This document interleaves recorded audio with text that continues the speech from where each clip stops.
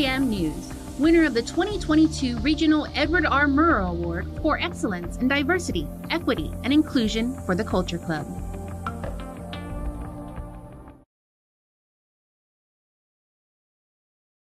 HotSpot is brought to you by Pacific Points, Do More, Get More, and Calvo Enterprises, Inc.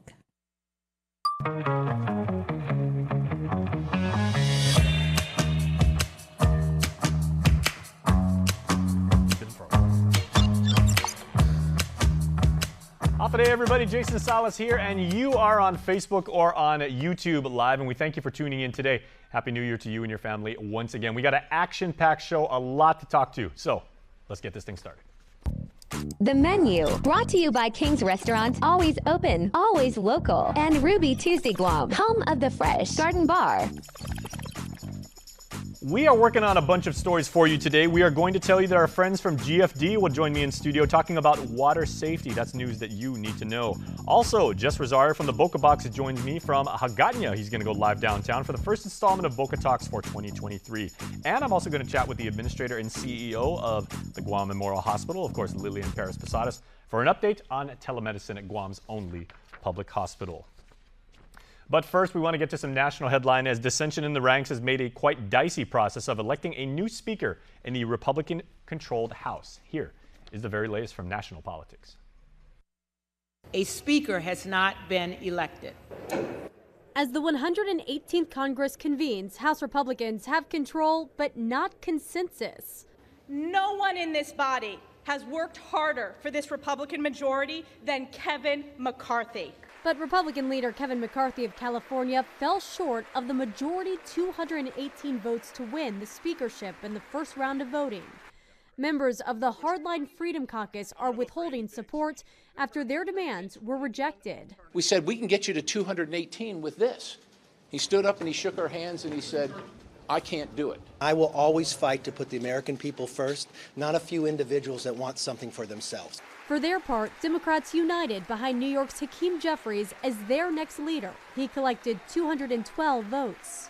Many in the GOP were hoping to avoid any spectacle that divides the party and its leadership in the first days of this new Congress. Do you solemnly swear? Across the Capitol, Vice President Kamala Harris swore in the senators-elect. Kentucky Republican Mitch McConnell became the longest-serving party leader in Senate history. We have a lot of work ahead of us, so I hope we can find some ways to come together and not succumb to gridlock. Working to advance President Biden's agenda, Senate Democrats retain a slim majority in their chamber of this newly divided Congress. All right, now we are going to go to local headlines now, and we, of course, have been reporting some very serious situations out on our island's waves as hazardous surf and sea conditions have been facing our island community for the last week, and of course they will persist through the foreseeable future. Recently, we've had incidents of drownings. Our community, of course, grieves for those that we have lost, and here to offer some water safety tips are two members of the Guam Fire Department. Of course, we have Captain Brandon Sanner. Hafa day, Jace. Hafa day, Guam. All right, and Nick Garrido, of course, the spokesperson. We deal with Nick a lot of times. Now, gentlemen, I know, of course, we respect and we have so much reverence for the job that GFD does. And a lot of people, civilians like me would say they always think of GFD as, okay, there's a grass fire, something's happening in the jungle, but search and rescue is something that you do and you do very, very well too. And that also extends to out on the water. Yeah, absolutely, Jay. So Guam Fire Department provides 3 search and rescue units for the community. We have a inland search and rescue unit up in Dedido. We also have 2 water-based units, one at the Hagåtña Marina in Naganya, and then one down in the Agra Marina. However, all 3 units are capable of doing every aspect of firefighting and search and rescue for the Guam Fire Department in Guam. Yeah, and Nick, this is something that your agency also does in coordination with our friends in the Navy and also with the Guam Police Department. So I just wanted to kind of touch bases on that too, right, with our partnership. So we partner with HSC-25, the Navy HSC-25, the United States Coast Guard, Guam Police Department, their Marine Patrol. And then we also deal with National Weather Service with their advisories, along with Guam Homeland Security and Office of Civil Defense. And that kind of shines light on the fact that this is a very real problem, and the amount of which can be very, very daunting. It is obviously too much for just one agency. Yes, so that's why we're very fortunate and grateful for the partnerships that we have established. Being especially here on island, surrounded by our waters, this is obviously concerning and alarming for when we have incidences like this. Right. So the good thing is that we've established a rapport amongst our military partners and our local partners that have also helped us become a better. We're stronger in numbers and better as a bigger team. Well, I love how you bring up the numbers because, Joe, sir, in the back, if you would, please, we've got some stats that I kind of want to go over too. Really drive home the fact that that this is something that affects our island community. And yes, so just to touch bases, so in 2021 we had 7 near drownings and 3 were confirmed drownings. In 2022 we had 6 near drownings and 10 drownings. That was a significant change from 21 to 22. Those numbers. Obviously, they're very unfortunate situations, but by promoting this type of public education and coming on the show like this with you, our goal is to reach the community and reach the public out there, so that way they're aware. I also, if you don't mind, Jay, if I can go ahead and just kind of speak on the social media perspective of things. So we asked the community to follow the Guam Fire Department's social media, Instagram and Facebook page. As well as, don't mind me as I read this because I don't want to miss anything, but also the NWS website, which is weather.gov/GUM, the National Weather Service Facebook as well, facebook.com/NWS Guam. Also our Guam Homeland Security and Office of Civil Defense website, Facebook and Instagram. Like we mentioned in the past, and it's something I want to make sure we touch bases, GFD in partnership with the National Weather Service, the Guam Homeland Security and Office of Civil Defense, Guam Police Department, United States Coast Guard, and HSC-25, we advise the community to remain vigilant while conducting water recreational activities. We ask to please adhere to the advisories that we set out, which I post daily. Once I get anything from NWS, I post it out. Jenna at Guam Homeland is very good with that too as well. Oh, she's the best. She's constantly putting out. We're tagging each other, both agencies, and we're pushing out that information. And one thing we want to make sure we emphasize is, though the Guam Fire Department and our other partners, though we are ready to respond at a moment's notice and well trained and definitely well prepared, our rescuers are also faced with the same challenges that the waters present. So we're humans, we're human beings, and we also have though we're trained, Mother Nature, we are not basically superheroes. And no offense to either of you gentlemen and everybody in the agency that goes through training, but I mean, you guys are really, really good. You're not that good. We're trained, we're prepared, but when the waters are in the surface high, we're faced with the same challenges like any other boater. Or So let's touch on that, Cap, because I know especially for those of us who we grow up on Guam and we love the island way of life. When you see and you can see right there when the waves get a little bit high, everybody's like, oh, it would be fun to bring out the surfboard, the boogie board, and everything like that. But people don't realize that there is the counter to that is there's very dangerous rip current. So on top of that, I think another thing to mention, I mean, that's absolutely right, but it is understanding that Guam's waters are not the exact same waters as anywhere else in the world. Consider that we have a reef line protecting us, so the waves that we generate here during big water seasons are often heavier, deeper, and pose significant risk because of the shallow waters that they crash on. So I'm not saying that waters elsewhere in the world are not dangerous at all, but some of these sand breaks that some of our visitors are used to are very different from what we have here. You don't have dangerous rip currents in certain areas that they visit frequently, and coral reefs, bomb holes that can keep you under.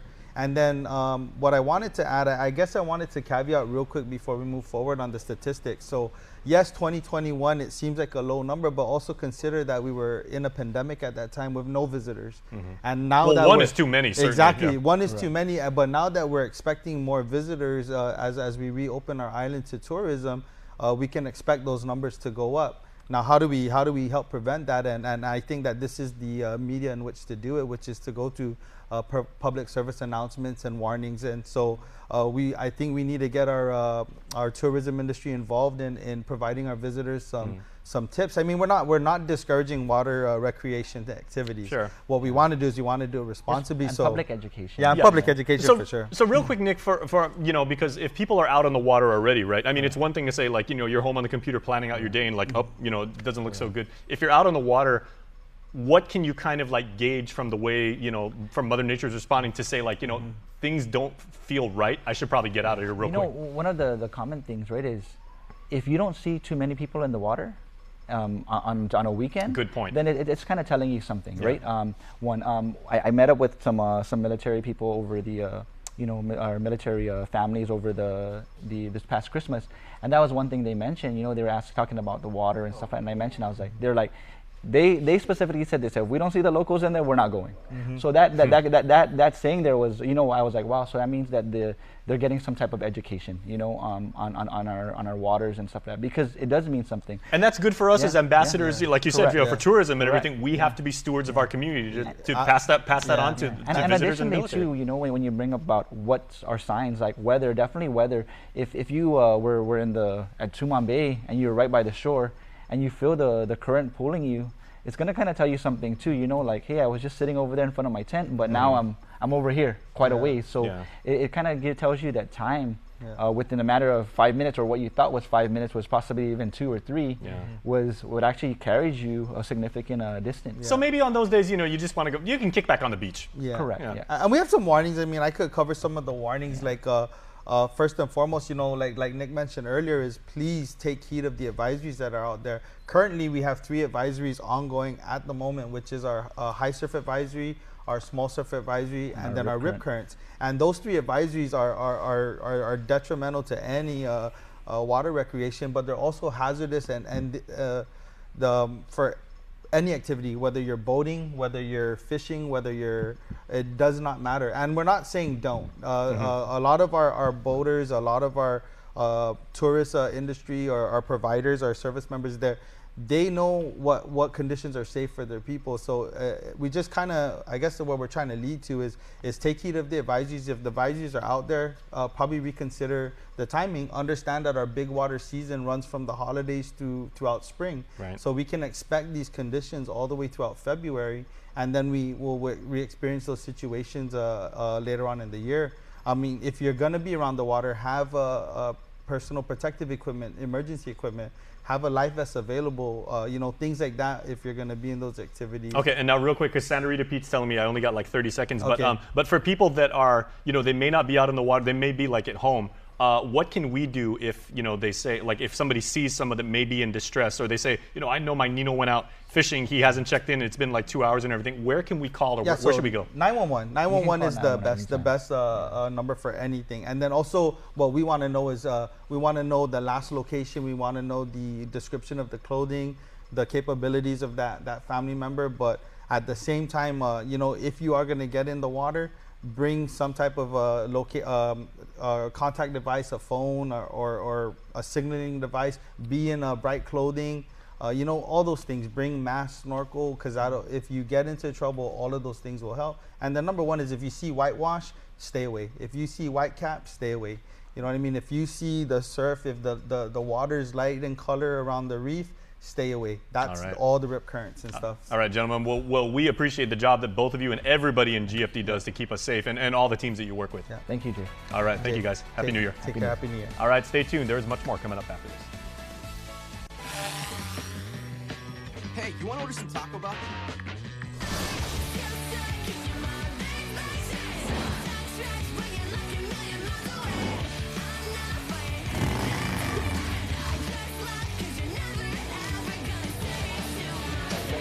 Mic check.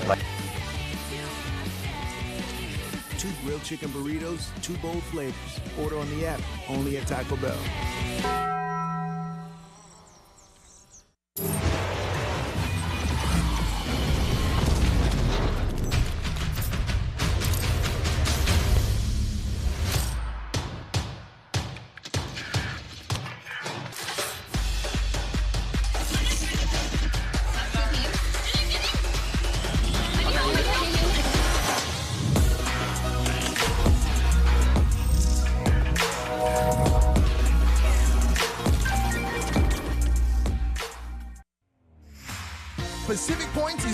morning with friends.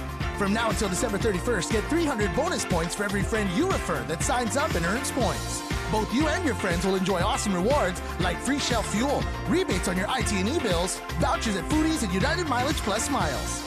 Plus, earn more points to upgrade your membership tier and enjoy even more exclusive rewards. Learn more at PacificPoints.com or download the app. Pacific Points. Do more, get more. All right, welcome back, everybody. We hope you enjoyed that interview with the good folks at the Guam Fire Department, and we appreciate them for passing on that information to you. All right, some more information, stuff that you really need to know about. Sodium and your blood pressure. These are things that you have to know how to get a handle of, and who better to educate on this very topic than Jess Rosario. He is, of course, the proprietor of the Boca Box, and we go now live to a Gannett where Jess is standing by. Hafa and Happy New Year. I am happy to be here. My name is Jess Rosario. I am the nutrition professional and owner at the Boca Box, and we are on the HotSpot with KUAM. I hope you had a very awesome, fun, and wonderful Christmas and New Year celebration. But it is now 2023, and it's time to get back on track with our health and taking our health a little bit more seriously. A lot of times when we talk about eating healthy and losing weight, we tend to focus a lot on the foods that we are able to see, that we cut up and prepare, that go into the meals that we make. But a lot of times we neglect the things that we don't see, which also may have a big impact on our health. So today I wanted to talk about salt. And salt is one of those things that is both good and bad. Now I want you to remember one thing. Everything is healthy, but too much of anything is bad. And that goes for more than just salt. It goes for a bunch of other things, right? But we want to make sure that within our diet, salt is important, and we need to be able to eat salt every single day because one, it controls muscle and nerve functions. It also regulates fluid balance within our body, but too much salt can also contribute to things like high blood pressure, heart disease, and also stroke. So if you are somebody that is affected by high blood pressure or heart disease, more than likely when you go to the doctor, they're going to tell you that you need to find ways to decrease your salt consumption. So how do we do that? Well, that's why we're here. You know, salt consumption is not an easy thing to kind of eliminate or reduce because sometimes we don't think that we have an issue with it. But I want you to think about something. When we buy things at the store, like meat, they already have salt. We take it home and marinate it for the barbecue, we put salt in it. Then when we sit down and we get ready to eat, we get our rice, we put soy sauce on our rice, and then we make finadeni, which is more soy sauce and salt, and we dip our meat in the soy sauce. So we're eating a bunch of salt. The average American eats about 4 grams daily. This is 4 grams. Here at the Boca Box, we cut that down to the recommended daily allowance of 2 grams, right? There's a big difference in the amount of salt that we use. It's important to us that we reduce that within our meals. So this jar also shows us if we have about 210 meals that we're making for the whole day, we portion out the salt for 2 grams per person. And this is what we kind of come up with, and this is all we use for the day. We sometimes don't even get through this because we like to use a lot of other herbs and spices that bring more flavor out to the foods. So if you're looking at ways to control your salt intake, look at reducing it because yes, whenever we cook, we want to use salt, but just we want to use it sparingly. Keep in mind that this is the amount of salt that you should be eating every single day. It doesn't look like a lot, but it goes a long way. We don't want to get into the habit where our first spice or the first thing that we use whenever we're cooking is turning to salt and throwing a whole bunch of that. I like watching cooking shows, and it boggles my mind how much salt chefs and cooks put into their meals. Whenever they're preparing it, they season the meat with salt, then they start marinating it, then they cook it, then they add more salt. I like to think that whenever we're cooking, we need to bring out the natural flavors of the food, especially the meats and the vegetables that we're cooking with. Salt is just maybe a little enhancer that brings out the flavor, but the flavor should come from more of the foods itself, right? I've always been a big advocate for not putting in a lot of salt in food just because, again, being realistic about the amount of salt that we eat, this is average, but we use way more than that in our day-to-day lives, right? So look at ways that we can reduce salt. Look at the packaging in back of whatever we're using, and there should be a nutrition fact label. That nutrition fact label will show you how much sodium is in there. Again, the recommended daily allowance is about 2,000 milligrams or 1,500 milligrams of salt. Again, that's 2 or 1.5 grams of salt per day. Now, if you're looking at that and paying attention to the amount of salt that you're using per meal, not to say that you're just putting it in and shaking it on your meals. You need to find a way to control how much salt you're putting on. So for us, it's very easy to get a scale to weigh out, okay, what is 2 grams, and we use that for the day. Or we have, like I said, we have 200 mils, we multiply 2 by 200, and we're getting that amount of salt for all of our meals, right? Take a look at the foods that you're eating. Take a look at how you're cooking your foods and what you're putting into it, because it makes a difference, right? If you are interested in any of our meal plans, because our meal plans not only are very high in nutrients, but we're also taking a look at how much salt, how much things we're getting into, how much things we put into the foods, and we're controlling that for you. If you're interested in any of our meal plans and trying to get healthier again and lose weight, come see us at the Boca Box and we'll take care of you. I'm Jess from the Boca Box. See you guys next week on the HotSpot. I hope you guys were taking notes, because yeah, salt, very, very important. I know we want to use it on all things, especially out here in the islands. We probably want to use it a little bit too much. So thanks to Jess for giving us the knowledge, and that's what it's all about. All right, when we come back, we are going to talk to Lillian Perez-Posadas about what's going on at GMH with telemedicine. How deep do Pizza Hut's roots run in the islands? Through all the decades, we know what you love. Great taste at an even better price. Like our large 3-topping carry-out pizza for just $13.99. You choose your favorite toppings, meat, vegetables, or any combination that totals 3. Our $13.99 large 3-topping pizza. Order online and carry one out today. Only at Pizza Hut, the island's best. There's epic, then there's ultra epic. Capture life in vivid resolution with Galaxy's most advanced camera system and the built-in S Pen that puts you in control. Every moment, every angle, from sunrise to sundown and beyond. More striking, more stunning than ever. Find the Samsung Galaxy S22 Ultra at your nearest iTunes store or online at ite.net and change the way you work and play. 1, 2, 3,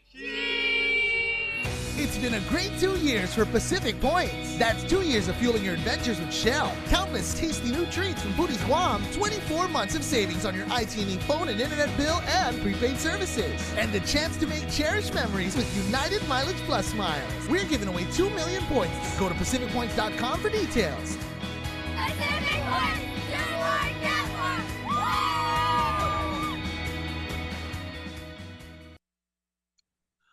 All right, everybody, it is a new year and certainly new challenges face our tightly knit island community. But one agency that continues the mission and the fight for good health and taking care of our people is the Guam Memorial Hospital. And I have the esteemed pleasure of being joined by a dear friend of ours, Lillian Perez-Posadas. She is the administrator and CEO of GMH. Auntie Lillian, buenas and Happy New Year to you and the team over there. Buenas, Jason, and Happy New Year to you and the team also with KUAM and the people of Guam. Thank you for this opportunity. Well, I got to say, you know, I mean, your experience in healthcare goes back far, but that $1 million smile and everything like that is certainly very welcome bedside manner to not only us in the media, but certainly to the team at GMH and to patients, I'm sure. Well, we have to, you know, we want to make sure that our role is to make people, help people feel better and get well.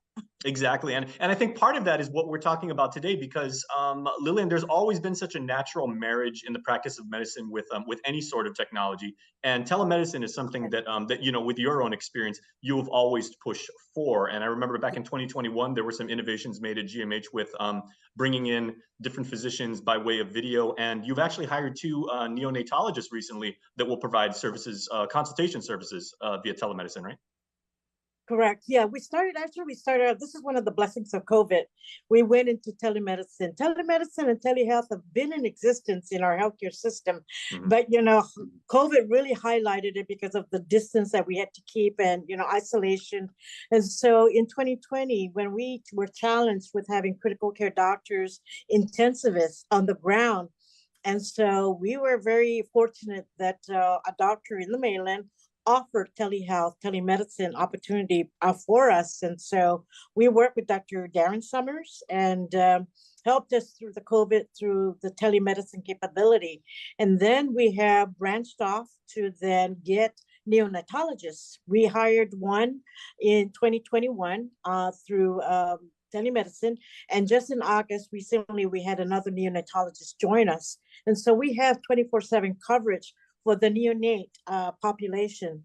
And so that has worked out very well because then they collaborate and they work with the pediatricians who are boots on the ground here in the hospital. And so through the telemedicine, the consultation is available 24/7.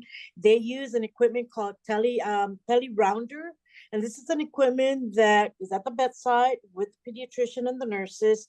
And it does have equipment that can listen to the neonate's lungs, take a look at the neonate's physical condition. And through that, with the physician on boots on the ground, they then confer and discuss what then is the diagnosis of the infant or the neonate and what the treatment plan going forward for that neonate. So it really has worked out very well. Yeah, so even though the physician may not be physically present and examining the patient as is traditionally done, they can still get real-time data about diagnostics and the information that they need to make proper diagnoses. Absolutely. Physical examination, listening to the heart sounds and the lungs and, all of that. They can do some of that physical examination through this equipment called Rounder. And with the doctor, pediatrician at the bedside can say that, yes, that is correct. That what you're hearing is what I also hear in terms of the heart sounds, the lung sounds, and, that it really has worked out very well. And the parents I hear are very, very happy with this capacity that we brought on board, working with the pediatrician who is on site. I was just about to ask you that. So, what has the feedback been from the patients that receive care in this format? Yeah, because these are neonates, it's really the parents that then can speak on behalf of their infant, and so they're very pleased. Yes, they're very pleased and very happy. And Auntie Lillian, would this possibly be an indication of further services that the hospital may be looking into or already is in the pipeline of implementing for things, because you've also hired 2 OBGYNs and applying this kind of new medical services to local patients and everything like that. Do you see other types of medical practices being applied? Yes, and absolutely. Already in the pipeline and on the docket, we're looking to bring on board through telemedicine a physician who specializes in rheumatology, in also more pediatricians. Right, having it available, and also more pediatricians who we can then connect and be available for the pediatricians who are here in person, and also additional cardiologists. Again, we're looking to bring on board a neurologist. We just secured a physician who's got neurology specialty.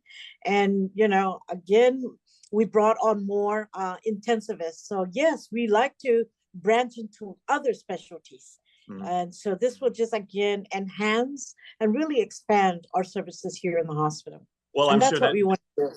I'm sure that rheumatologist may not realize how much work they've got cut out for them. But I mean, with the amount of cases of gout we've got on the island and everything, that person's probably going to have a lot of cases to tend to and to the benefit of our community.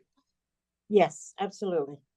Okay, so to wrap up and everything, what does this mean for GMH's ongoing, commitment to, not just to see a patient and say, we'll get you well and we'll get you on your way and everything, but to provide, that full service line of care? Well, again, it means that we will continue to then get the CMS certification, providing the care, the quality of care, and the excellent care with a broader range of services that we can do. Maternal child health services, we are the only ones here in in Guam that provides the services, the maternal child health population. The cardiology, again, we are the only act in town that can do cardiac catheterization, cardiac stenting. And so we want to expand it to make it available more days instead of just limiting it to certain days throughout the week. So we want to continue to provide it on a more frequent basis. And so, yes, it means that, the services for the people of Guam will be here, and hopefully they don't need to go off island. Sure. And before I let you go, I just thought that logistically, this is probably easier than, going through the whole, and, you've got a background in, working with the airlines and, provide, Right. like doing the logistics for that, but, bringing in physicians and getting them on a contract and relocating them, you can just kind of like, maybe just like, almost like, I don't want to equate them to movable parts, but, switch out and get, proper physicians directly seeing patients faster this way, telemedicine. Absolutely. Yes. Okay. Mhm. All right. So that's Lillian Perez Posadas, of course, doing a fantastic job at Guam's only public hospital and maintaining that level of care. So once again, Auntie Lillian, Happy New Year to you and your staff over there. And we really, really look forward to covering you for GMH Week. Yes, absolutely. That's coming up pretty fast too. So thank Exactly. you, Jason. Thank you for this opportunity. I'll be talking to you for that. Okay. Happy New Year. All right. Happy New Year to you too. Take care. Extra care. 1, 2, 3. It's been a great 2 years for Pacific Points. That's 2 years of fueling your adventures with Shell. Countless tasty new treats from Booties Guam, 24 months of savings on your IT&E phone and internet bill and prepaid services. And the chance to make cherished memories with United Mileage Plus miles. We're giving away 2 million points. Go to PacificPoints.com for details. Pacific Points, do more, get more.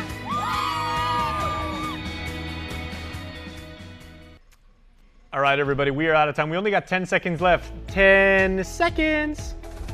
You ever see me do that during commercial break? TS, that's what we always mean, 10 seconds. It's an industry thing. All right, we're out of time. We'll see you tomorrow.